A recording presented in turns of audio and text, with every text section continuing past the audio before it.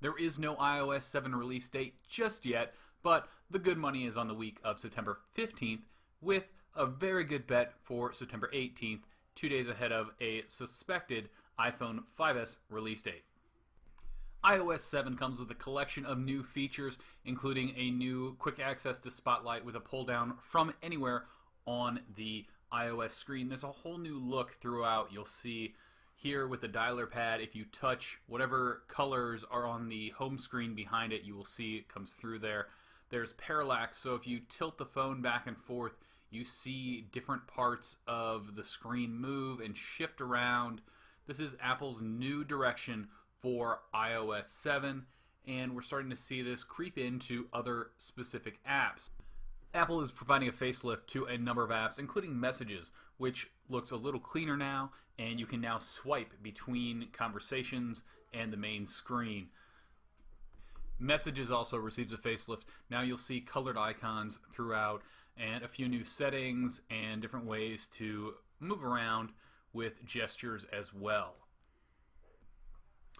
When you receive a phone call, you also get a new look with some new buttons in there, a much bigger background image, options to decline calls, and when you get a call, you slide in, and as you slide, you'll see the screen kind of changes, and it's part of that overall iOS 7 flow that we're seeing. There's also a new in-call screen where you can change some different options and jump into a FaceTime call, etc. Control Center is a brand new addition for iOS 7. A swipe up from inside any app or in the lock screen provides access to common settings such as Wi-Fi airplane mode, Bluetooth do not disturb, and orientation lock. You can control brightness, you can control media playback, volume, AirDrop, your Bluetooth and AirPlay settings, you can turn on a flashlight, you can have quick access to a number of apps including calculator and camera. Notification Center isn't brand new, but it gets a nice facelift. When you pull down, you have a Today section where you can see reminders, events that are for today, weather, stock information, and you can complete your calendar and reminder items.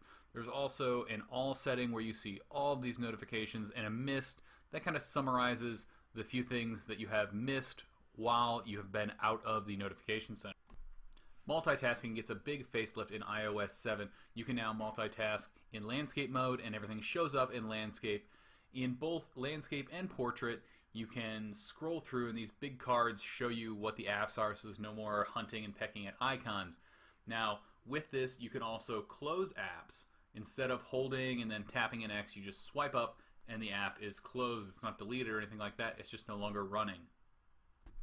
iTunes Radio may be one of the biggest hyped features for iOS 7. It's basically Apple's version of Pandora, but it's built right into the music app. You can control it with Siri. That includes creating a new station, playing a station that you've already created. You can star a song, you can like it, you can go to iTunes and purchase it. There's a lot of things you can do here in iTunes Radio. iTunes Radio will also show you history, so you can see all the songs you've listened to and dive back in and buy that one song you really like. There are ads in the free version. There are no ads in the paid version, which is part of iTunes Match. Users that keep tons of photos on their iPhone will love the new Photos app. You get this new Years view, which shows you all of your photos, and then you can dive into collections, which are organized by date, time, and location. So here we can pop in and see where we were taking photos in San Francisco and Sonoma and Napa, and dive in to see those photos up close.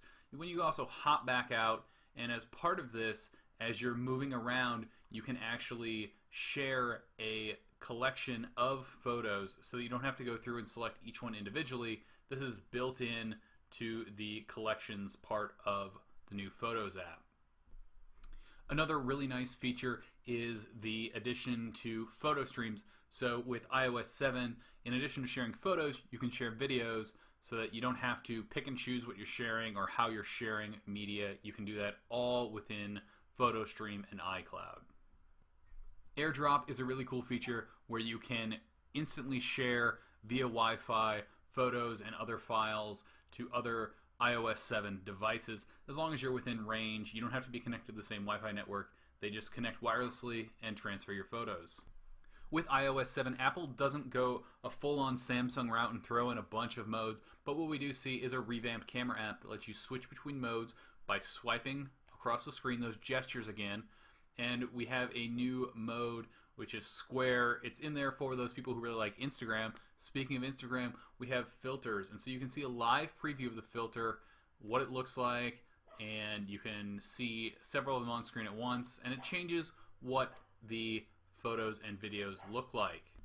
Safari also gets a facelift. We have a single URL bar up at the top that disappears as you start scrolling. Same goes for the bottom bar, so you get much more screen real estate. Now when you need it, they show up. You have access to more tabs. You're not limited to those few tabs. Just tons of tabs here. Maybe a little too much for some users. And you can go into your bookmarks. You can see a reading list that's curated from Twitter as long as you've linked your Twitter account. Gesture controls also show up in Safari, so you can switch between going back and forward a page. You don't need the arrows, you just swipe from the edges of the screen. The new single URL bar up at the top will start preloading the top hit so that your web pages actually load faster. So Siri is improved in iOS 7. We get new voice options. If you head into settings, you can choose a gender. You used to have to switch a language for this to work, but now you can choose between a male and a female voice. And the voices are improved. We can toggle voice feedback to let us know if we always want stuff read back to us or if we only want that when we have headphones or Bluetooth plugged in. To launch Siri, it's the same hold. What movies are playing nearby? Here's the Mortal Instruments. City of Bones playing today quite far from Finley. So you can check movies and things that we've seen in other versions of iOS. And here's a few other different things. You can say, give me directions home. There are a lot of different items you can do, especially if you haven't updated in a while. So as we scroll through here, you can set alarm clocks, reminders, check movies, do restaurant reservations. Who's playing Major League Baseball tonight? Here's the MLB schedule for today.